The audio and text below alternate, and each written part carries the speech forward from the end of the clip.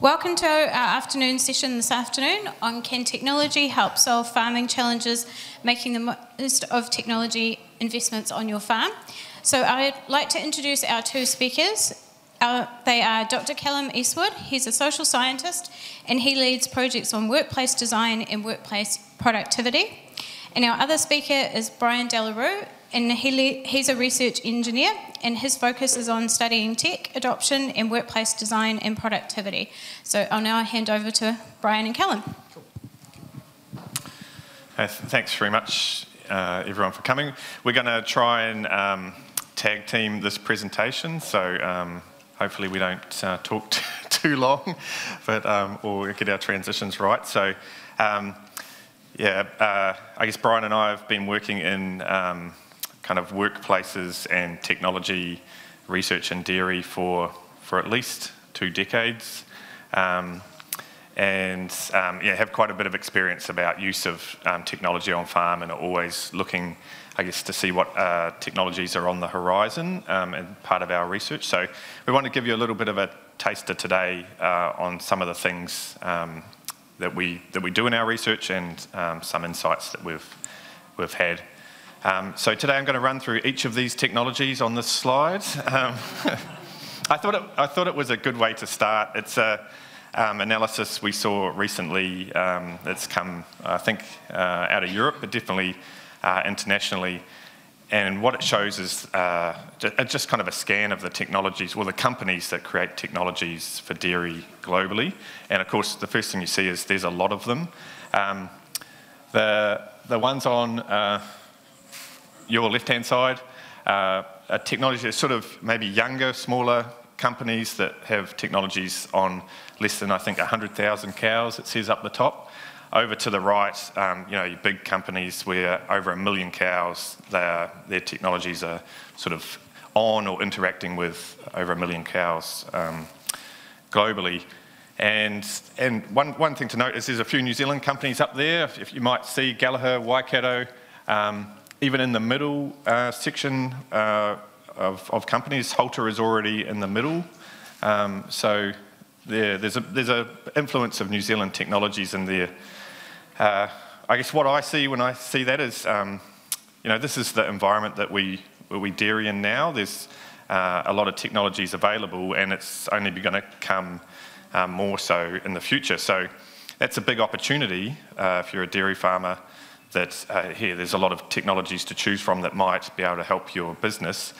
It's also quite a big challenge, because which ones will help your business, and how do you know? So we'll talk through some of those things today. I just wanted to give you a little bit of a background in the kinds of research that we do in DairyNZ that relates to technology. And often we're not doing research about a particular technology. We might be doing some kind of farm systems research that has animal wearables involved, or pasture measurement technologies, or something like that. So, but the kinds of work that we do, I guess we're one of the first things is that we try and understand what the needs are of farmers for technology, and try and sort of pull that together and help guide technology investment. So one of the projects we did recently was looking at grazing management and pasture assessment technologies. So we worked with farmers to look at what's the key criteria you'd want from grazing management software, and what's the kind of accuracy and repeatability you'd want from pasture measurement devices, and essentially then use that to come up with criteria that we then share with companies that are looking to develop those kind of technologies. Like, here's the kinds of features you might want, like a spring rotation planner inside a grazing management software. One of the other things that we've been doing over the years is trying to identify where the value is for technology for farmers. We'll talk a bit about this later, but it's inherently difficult to sort of come up with something that you can just put your farm numbers in and say, this technology will definitely make me money, or as a good investment. But in the past, we've done things around actually testing technologies on farm, like some of the early animal wearables, looking, do they work like they say on the box? The problem is technology's changed so fast, you have to keep doing that research for it to be relevant. Or we've actually built sort of investment models to see where the value might be for farmers, and the same problem can occur there, that you build an investment model and then everything changes. So we tend to keep our advice around value at a higher level now, and try and help farmers work out where the value might lie for them. I'm having to turn to the screen to see what my next slide thing is. So we do, some of our work is to look at how the technology actually works on farm, and often embedded in our research. And then the last thing that we focus on is trying to capture feedback from farmers about how they're using technology. So we do a technology survey every 5 years, and we also go and talk to farmers, interview farmers, build case studies about how they're using technology, and then try and share it with other farmers. So we're sort of thinking about how might technology help with some of the challenges that we have in the sector, and I guess some of the ones that we pulled out here that we think technology might have a place with is one, sort of reducing hours worked on farm and unsociable hours, so those really early hours. So some of the technologies you might think about is like sort of the in-shed automation, even virtual herding can save some hours on farm. Obviously improving animal and farm performance. Your animal wearables give you information about what's happening with your animals at an individual animal level, and this can help you sort of make better decisions and faster decisions. Attracting and retaining people on farm is obviously a challenge. Having technology on your farm may actually help attract people. We've talked to some young farmers who say that they sort of go to farms where there is some more modern technology, or definitely a more modern shed that they would work in. And if they're in a position where they can pick and choose, they may look for those kind of things on your farm. But also technology can, I guess, potentially compensate for unskilled people. So we have more and more people coming into the sector who don't have a really strong background knowledge in dairying. Maybe they didn't grow up on dairy farms, and so some technologies allow sort of you to compensate for that, or they can do a particular job and you don't have to necessarily get highly trained staff to do it. A lot of farmers tell us they just like getting technology because it's a new challenge and adds something new to the farm. That's a good reason to get technology as much as any of the others. One of the, I guess, future opportunities around technology and data is around regulations and compliance. So proof of practice, have I put the fertiliser in this place? Have I done a particular practice with my animals? And we think a little bit of the holy grail is to have what we call hands-free compliance. So if you had the right data streams coming in, maybe you wouldn't actually have to fill out things over and over again. So we have a bit of work looking into that area. And some of our work, and you might have seen us downstairs, is about using some technologies to make the workplace safer and less physical. So I'll hand over to Brian. Yeah, it was good to catch up with a few of you guys downstairs to talk about some of those prototypes. It's a bit more fun talking about things that you co-develop with farmers. Back to the surveys and interviews. Callum mentioned about the tech survey we do. We do this survey every 5 years. We started in 2008, and it's interviewing farmers around their technology use and milking practices, as well as a few other themes that we add that are relevant at the time. We find that really useful to find out actually what is on farm. You hear a lot of chat about technologies, being popular and adopted, but we really want to know what's there. We also want to see some of those technologies that haven't been adopted and get a bit of context around that, so we can drill down a bit and saying, what is it that's stopping farmers from taking on board this, something that might look like it's going to be promising. The graph I've popped up here is from our latest surveys. This is 2023. We've just completed this one, and we're just doing an analysis now. We've split it into rotaries and herringbones, and you can see it's the most popular technologies being adopted, or the highest level of adoption on farms, are mostly around the dairy. And as you can see, it's mostly around automating tasks. So we have cup removers, teat spraying, in-shed feeding, and auto drafting. We've actually added cow wearables to this particular graph because it's been a really bolter since our last survey in 2018. So back in 2018, about 3% of all farms had some sort of cow wearable, some sort of sensor on a cow. That's now about 16% of all farms. You can see there's been a big increase, about 21% increase in rotary. So there are larger herds that are adopting this technology.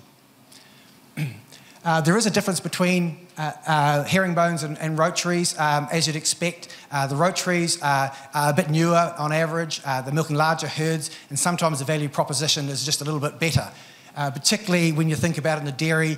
If you've got cup removers and teat spraying and drafting, you've got the option to replace that cups off person. And that makes a huge difference to the total people hours spent milking. It also gives you great opportunity to roster staff to make a better job. I've got the clicker. Oh, you've got the clicker. Yeah. Do you want me to move it? Yeah. This heart of the necklace up here. Now it's not actually working. There you go. Okay. So what's slowing down adoption? Well, farmers have some really good reasons for investing, but other farmers have some pretty valid reasons for not investing as well. And some of the things that we hear from farmers are the value is not, to my farm, is not obvious. We're waiting to replace the dairy, and that happens quite a bit when you think it's a big investment and sometimes it's not appropriate to add more tech to an older dairy. It doesn't integrate with our existing systems. That's a frustration. Double entry of data and the way things may not talk to each other can be a frustration. The performance isn't proven, and not enough internet connectivity to use some of those farm-wide technologies. So, while technology isn't on the agenda of all farmers, we're really keen for all farmers to be aware of what the options are and be able to provide some pros and cons of what it might mean to adopt that technology for your farm and your farm team. Oh, that's pretty slick now. For this next session, we get asked a lot from farmers about a range of questions around technology, and unfortunately we can't answer all of those, but there are some insights from our research that we'd like to share, and we've kind of just distilled down some of those things into some questions.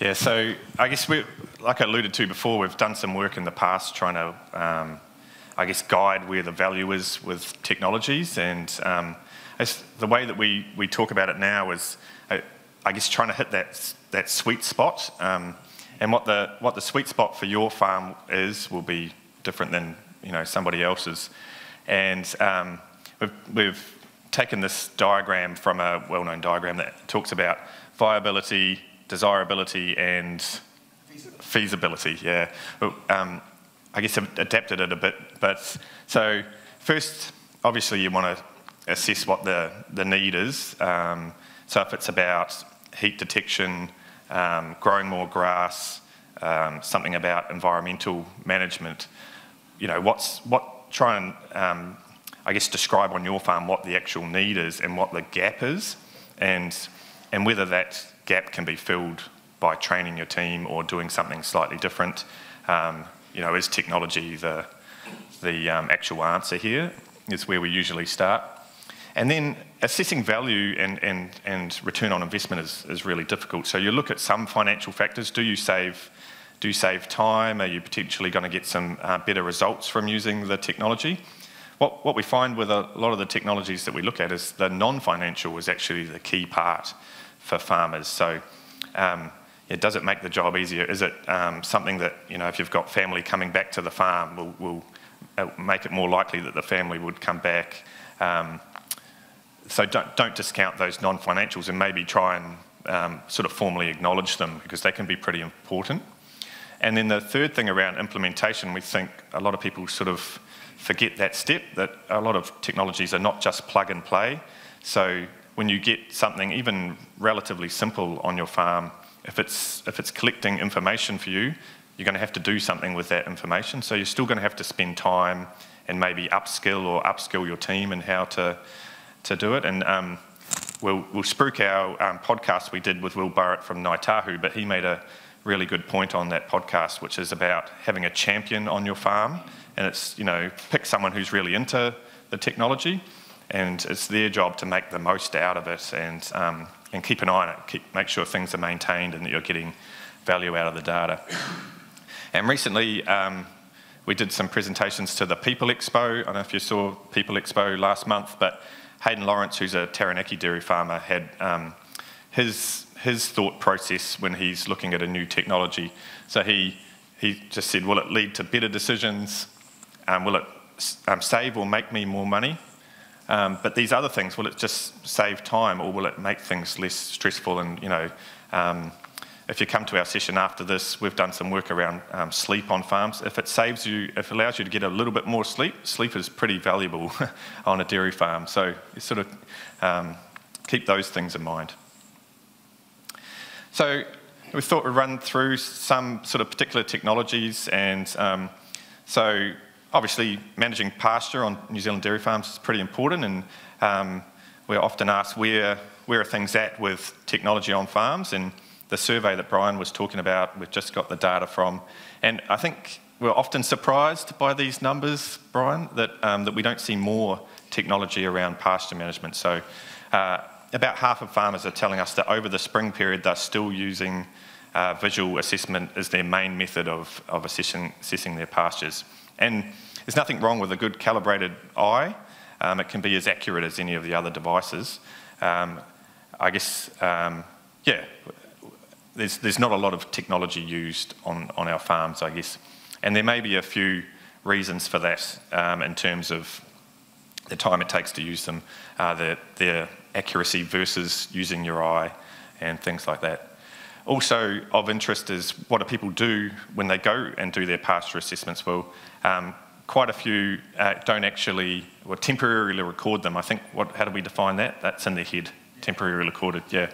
So, it's hard to see year-on-year trends because you'll be really going off anecdotal, what you remember, and particularly around things like how a different paddock's doing. You'll be going on gut feel if you don't have actual numbers to look back on. So, I think that the amount of people using grazing management software has risen from 5 years ago when we did the last survey, but we thought it would be a bit higher, I guess. Again, reasons for that, I think we did some work around the software a few years ago, and a lot of the software is fairly simple. You've got things like AgriNet that actually have a spring rotation planner. Now, Halter has a spring rotation planner, and I know there's other products on the market that are being developed that have much more functionality, so maybe they'll be more valuable for farmers in the future. Any other comments there, Brian? Yeah, I was just looking at that and thinking, only 40% of them are actually recording in a fashion you can do something more valuable with. It just seems a wasted opportunity. But of course, you're busy, and we need these things to be automated into the system and presenting with the right information at the right time. What happens with the other 10%? I think it's under other, so or didn't answer or something. Yeah. So sorry, these numbers often don't add up because there'll be an other category. Yeah. Was that my next slide? Yeah. Obviously, virtual fencing has sort of taken New Zealand, at least, by storm in the last couple of years. It's actually been building for something like 20 years. CSIRO in Australia started with virtual fencing in the early 2000s, and the eShepherd device that Gallagher now own actually came out of that Australian research. So we've recently been going around interviewing some farmers, 20 farmers that are using Halter, only because Halter is the only one on the market. If there was more on the market, we would look at different devices as well. Just, I guess, really interested from a DairyNZ perspective to see how these things are being used on farm, because they could be quite transformational. And the first thing that farmers are telling us is that they don't want to give it back. I guess a reflection is it's fairly expensive, so when you go back to talking about where the value is, it's something to really think about where you'll get value out of it.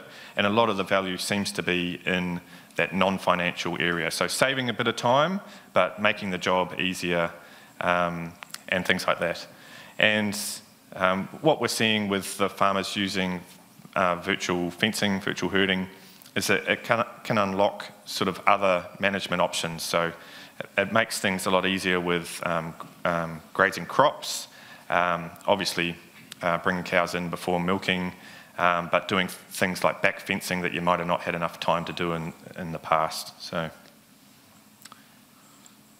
And maybe the guys who are really getting some financial value, with the ones that are spending the time to really push the system a bit, shifting that fence more regularly, checking where things are at. So you don't make money by sitting in the office or in the putting your feet up somewhere. You've got to be out there using these technologies, assessing the response to pasture, etc., and making the adjustments. That's where the money comes from. Yes, it does save time, but you don't want to get into a lazy mode of finding out that troughs are leaking and things because people aren't going out to the paddocks. So it's a lot of discipline required to make the most out of these things too, and you can if you have the right team with the right approach. Yeah, and I guess with the virtual fencing, we also find there is a sweet spot there for farms that have just, if you've got 2.5 people, it may just save you enough time to not need that half a person, and particularly on small farms that are just trying to run that farm and don't have enough a size of a team to sort of cover jobs. It can have more of a role there. Not to say it's not of use on large farms. It also, on some of the large farms that we've talked to, help engage the team, so everybody can see what's going on, everyone can make decisions about what's happening with the animals. That can be good and bad, and some people we've heard don't actually want to be involved. They're quite happy for someone else to have control over the app and things like that. Should move on. Can tech help with milking efficiency? Well, that depends a little bit on how you measure milking efficiency. So we've listed 3 metrics or measures of efficiency. So the first one is cow's milk per hour. Well, technology, some of the ones we showed earlier in the graph, they can certainly make the job easier, they can take a bit of stress off, etc. But, from the data we've seen, there is no obvious difference by having a lot of tech versus not having a lot of tech. It really comes back to how many clusters you have in your shed and what your milking routines and cow flow are like. So some dairies with very little tech can be just as efficient as ones with a lot of tech. So milking routines is something you can easily change without costing yourself anything and make a big difference to that metric. The second up there is cow's milk per person per hour, and technology can make a big difference there. So particularly if you can reduce the number of people required for milking. So again, in a rotary, that option to replace the cups off person with a few techs, ACR, teat spraying and drafting, that's really reducing those hours. That's allowing better rostering and things like that. So that's quite an obvious one, and that's probably why the adoption's so high.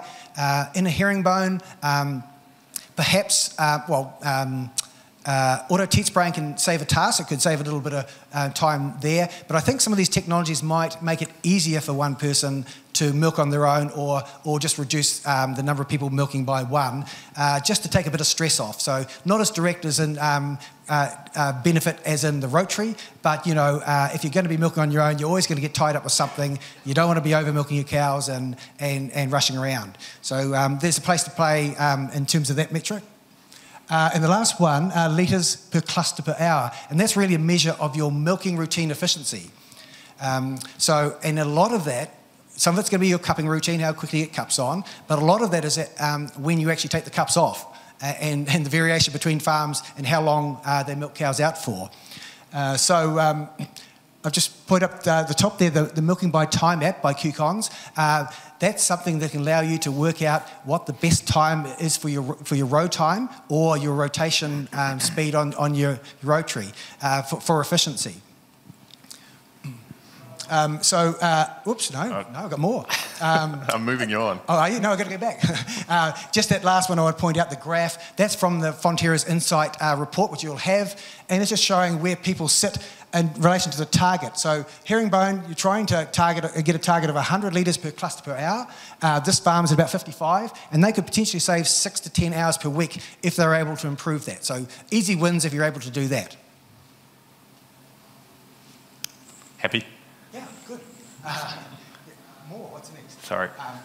Potential benefits of wearables. Well, wearables, as Eva's sort of talked about, is any of those sensors that are on cows, and they're the collars, the leg tags, the ear tags, or a bolus. They can measure a range of things. Most of them will measure activity because heat detection is really important. So that's a key selling point. Most farmers are investing in this for heat detection first, and then other attributes after may help choose which one they go for. So some of those measures might help with health, lameness, as I said, with heats. Rumination time, things like that can help you monitor the feeding of animals, particularly if you're high with supplement. Some of them measure grazing time, give you indication of what the girls are doing out in the paddock. Kind of hard to get a real definitive alert or something from that, but something you can monitor. And then, as one of the talks earlier on said, that some of these indicators can really help with heat stress, giving you those indicators that lead to a decision about when you need to get cows in shade or take some action. And of course, location, say with the halter system, where you know where the cows are and you can move them based on the technology on the collar. Well, it's just to make one more thing I was going to mention. Yeah, where is the real benefit? It's probably the saving the time, particularly giving farmers actionable alerts. So you don't just want data, you want alerts that mean something to you. Your cows are being monitored 24 hours a day for you. Around mating time, it's just that less pressure on key personnel who don't want to be on that platform or climbing up in the herringbone every milking over the mating period. So often you haven't got someone you can delegate to get that good result you want. So technology comes in there. It can provide people like vets with data to review, to have a look at what your mating looked like or the health of the cows or feeding regimes, etc. And the last point I was going to put is performance. Anecdotally, we hear probably as good as a good farmer, somewhere around that. It's hard to tell without proper detailed studies on farm against the gold standard. We did some work on that 2010, which is a big job to do. We found some technologies working very well and some very poorly because they're new to New Zealand, weren't used to pasture grazed systems. But it seems like they're all working pretty well now. But you really need to talk to other farmers, talk to vets about the performance of some of these newer ones. Whereas robotic milking got to? DairyNZ, which was Dexel at the time, introduced robotic milking to pasture-grazed systems back in the early 2000s. I was lucky enough to join that project a little bit further on as continuing. So we learnt a lot about the opportunity. Even then, we're talking about what about the labour crisis and what would we do? Robotic milking still has a lot of interest, but it really hasn't taken off on New Zealand farms. At the moment, of those single box type units, which is what we have mostly globally and mostly New Zealand, it's probably about 25 to 30 farms that have it now. There's a few more each year and a couple more take them out. Doesn't quite suit what they're after. So that's the main choice at the moment. One of the biggest issues perhaps, they milk about 50 to 70 cows each for a twice a day milking herd. So to milk your herd with the fewest robots as you can afford, you're milking over a 24-hour period and cows voluntarily walking in and walking out. Doesn't suit most farmers. Farmers are telling us they'd rather be having something a lot closer to batch milking rather than be 24 hours and potentially someone being on call for that. Has the cost of them come down or is it still 250? It's similar. So in terms of inflation, it's probably come down, but it's a similar sort of price. Yeah. And as your herd gets bigger, you need more robots. Overseas on these really large farms, they're just stacking up more and more of these robots to do the job where they've really got high drivers to automate milking. At the bottom, a couple of options were robotic rotaries. Dela developed one, the AMR, which is a 24-bale rotary with between 2 and 5 robotic arms to do the teat prep and cupping. It had a throughput of about 50 to 90 cows per hour, so it still needed to be milking over an extended period. Now that really hasn't taken off in Australia and it doesn't look like it's coming to New Zealand. The one on the right, the GEA Q Pro, that's a rotary platform anywhere from a 28 to an 80 bale. There's some 80 bale ones overseas. That has a robotic arm in every bale. So it's got the ability to sort of keep, have a similar speed to a conventional rotary. But it comes with a price tag, a very, very hefty price tag in terms of capital outlay, but also, the maintenance cost of those robotic arms in each one. And one's just been installed in Australia, the first Yes, one. that's right. A 50 bale has been installed in Australia, so it's going to be really interesting how that goes. They are still supervising that. There's still a person with the robot. It can't cap over every cow. It does its best. And the other one in the yellow, the prototype cupping robot, this was a partnership between farmers and an automation technology, Scott Technical, back in about 2010. And there's a strong demand for just retrofitting a robotic arm into an existing rotary dairy. Just cup the cows, forget about all the milk yield and milk control, etc. Just put the cups on. So this was the first attempt to do that, and they got to the trial stage. It didn't progress past that. The cupping speed was a little bit too slow for that group, around 12 to 15 seconds to cup a cow. The success rate was around 80%, so it could cup about 80% of the cows, but not the others. There's still a lot of interest in this type of device, and we've had a chat to the guys just recently involved in that project to ask them, tell us about the success and some of the limitations. Tell us about where you think it could go with latest technology. Could it be better? But it's likely still require one person supervising, but that's not so bad if you change the way you work. Maybe these sort of things tie up with a system a little bit like halter to bring cows in smaller batches. All right, so sort of just to wrap up, we thought we'll just have a look at what's sort of on the horizon and sort of what themes are happening with technology. And so you might have seen downstairs, we've been doing a bit of a pilot with looking at augmented reality. Could you sort of have hands-free access to information using a headset? Obviously, if you've seen the headset, it's pretty clunky now, but we're thinking 10 years' time, if those kind of headsets are sort of much more streamlined, is their value. So we're sort of looking into that. We talked about grazing management and pasture assessment kind of technology uptake. One of the big, themes for the future will be the greater use of satellites for that. You've already got space, but you've got other companies integrating satellite, pasture data, and ability to integrate other data, but also things like the FarmOat device, which gives you a ground truth and satellite data. And smarter software. We think there's a big opportunity for better software, particularly around grazing management. And you've got things like AIMA that's being developed, even halter, Connectera's IDA that use sort of self-learning AI type things to learn about your farm or your animals and give better feedback. So we kind of think that trend will continue. Camera technology's really progressed over the last 5 to 10 years, I suppose. You can see on some of that stuff you see on TV around how they can change images, etc. Some companies are taking advantage of new technology, the likes of OmniEye using a camera to detect the locomotion score of cows and rate them for lameness. There's a new startup, Richard at Mover, using a camera to look at the density of cows in a yard and adjust the backing gate accordingly, so it keeps that cow flow moving nicely, but still giving the cows enough room. It can be retrofitted into existing dairies. Liam at Bovinic, who's developed his own retrofittable mastitis detection system, which will indicate quarter EC, and you put in a herringbone. Now, he was someone who was working in the medical research in London, came back home over COVID to the family farm, and now he's got a system he's out in marketing with using some smart technology. Oh, and the last one was a piece of work that we're involved with Lincoln Agritech and funded by MPI, which was use of on-the-go nitrogen sensors for pasture so that you could vary the rate of fertiliser. So we think that kind of technology, sort of on-the-go technologies, also will be a theme area for the future. Go.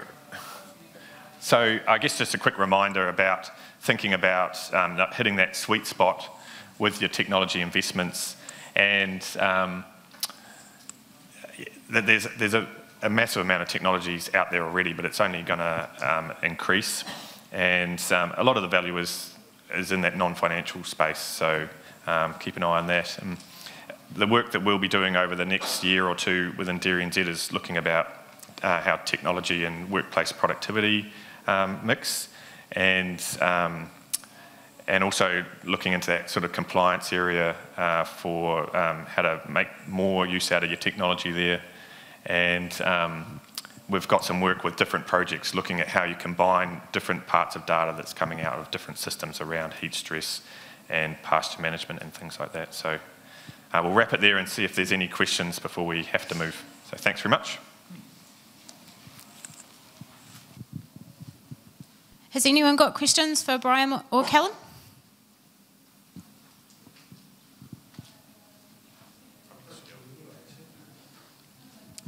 Good afternoon.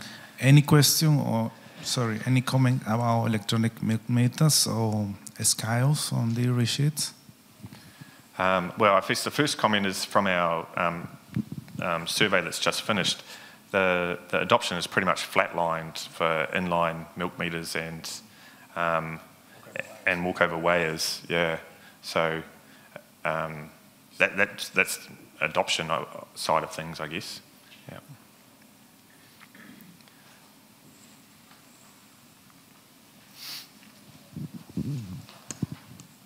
Yeah, thanks guys. I'm just interested to know what's happening in the space of integration between these softwares. You mentioned, you know, all these different bits of data coming through. What are you seeing in the sense of, you know, the farm IQs and the likes of those guys actually looking at integrating with the other technology players and feeding data backwards and forwards?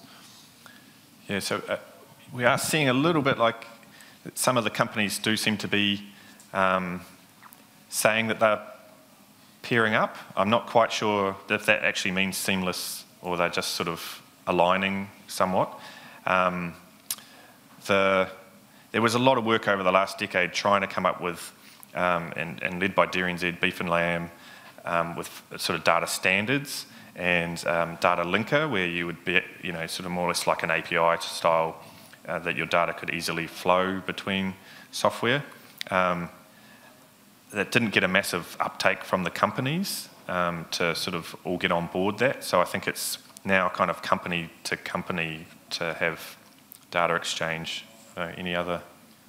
And maybe it's back to purchasing again. Like there's some company like Datamars, they seem to be buying a lot of ad tech companies. LIC in the past were doing that. So that's the best form of integration of data, it seems, is purchasing, which is a shame because we want those innovative new companies to have somewhere to connect to. And I guess with the work we're looking at around compliance, I mean, my goal there is just to make enough noise about people already talk about it, about the inefficiency of entering data twice, and but just showing how much of an issue that is and how much time it takes to just try and get a bit more momentum. There's a thing called the Agritech ITP, the Industry Transformation Plan, and they talk about data interoperability in that, but still there's not a lot of action.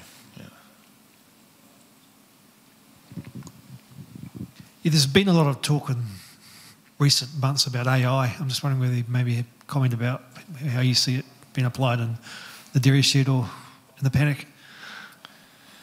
Yeah, you want that one? We'll throw to some people at the back of the room who know more about that than us. Yeah, there are some other experts. Like we say, we can't answer every question. But AI gets bandied around a lot. Sometimes there's just some smart algorithms that are going on, some learning algorithms that have been... But there is a real opportunity to particularly learn and adapt. Way back in the early days of before space with the pasture from space project, some of our guys did a model to try and predict growth between all those satellite measurements, which weren't very often. You could do a great job of that if you put the right inputs in. Had learning algorithms in there so that it knew each paddock and how it would grow and those sort of things. But that's nearly 20 years ago, so I'm sure there's real opportunities if there's a need and if there's a real outcome that farmers are prepared to subscribe to and pay for. Yeah, I guess the big opportunity we see is that you have an animal wearable, you have your inline milk meter data, you have some other data about what you're doing on the farm. It's the pulling those together, that a smarter system, whether it's AI or whatever, but actually using that data together to give you better insights and sort of decision options about what to do next. Just like with the heat stress, you need a number of things regionally, locally, on farm to make the best decision about when to do something with your cows. So you need a way to integrate all those sort of things. So some cooperation is required, some sort of public domain information. Any more questions?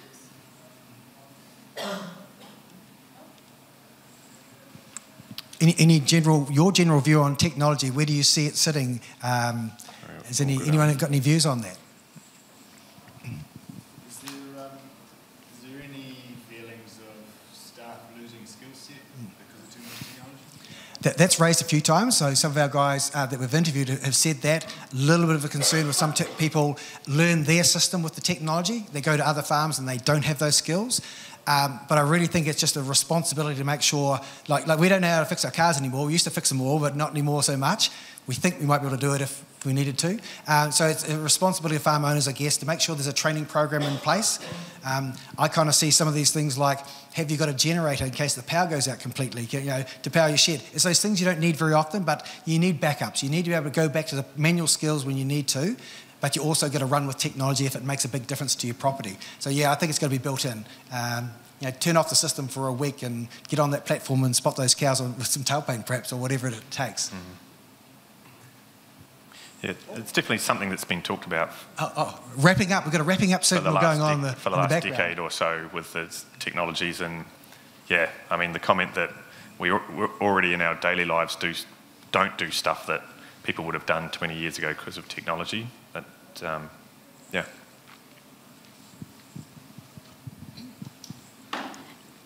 Oh, well, thank you everyone for coming to the session, and thank you to Brian and Callum for sharing your research findings.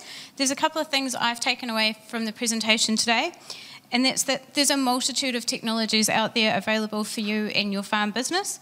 And I think the key driver for me has really been determining the value of the tech that you're wanting to install in the business and what it's going to do on your farm. But also, if you're going to install the tech, it's going to give you a lot of data and information, and you've really got to make sure you use that information to get all of the benefits to your farm. So let's show our appreciation to Brian and Callum.